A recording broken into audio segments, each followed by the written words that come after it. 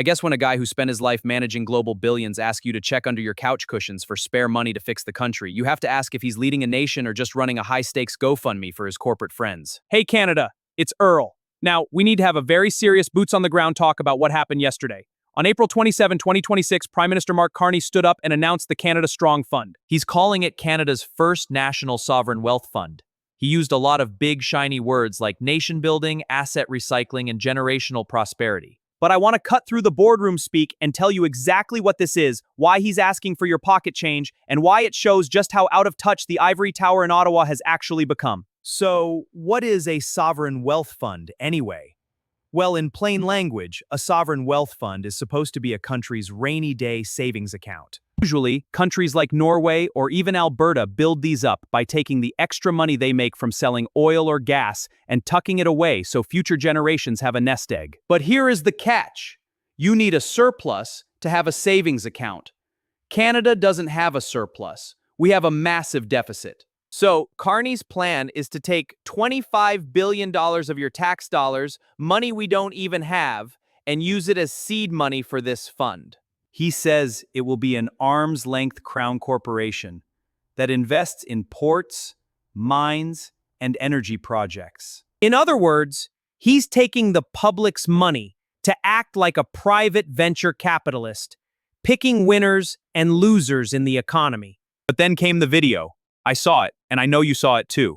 Carney looked into the camera and said, and I quote, "If you have a bit of extra money, we'll make it easy for you to invest in the fund." Think about the sheer weight of that statement for a second. We are living in an era where the average family is choosing between filling the gas tank and buying eggs. We're in an era where grocery rebates are being handed out because people literally cannot afford to eat. And here is a man who spent his career at the Bank of England, Goldman Sachs, and Brookfield, asking Canadians if they have a bit of extra money to help fund government projects. It is a total loss of reality. He is asking people who are drowning to help him build a bigger boat for the people already on the dry land. It's like a landlord asking a tenant who's behind on rent to chip in for a new swimming pool for the penthouse. Here is the breakdown of why this nation-building project is actually a massive risk for you. Carney says this fund will invest alongside private investors. That usually means the taxpayers take the risk if the project fails, but the private corporations take the lion's share of the profit if it succeeds. Remember the Canada Infrastructure Bank? It was supposed to do the exact same thing, and it has been a disaster of unspent money and failed projects. Now, they're just building a bigger, shinier version and asking for your spare money to keep it afloat.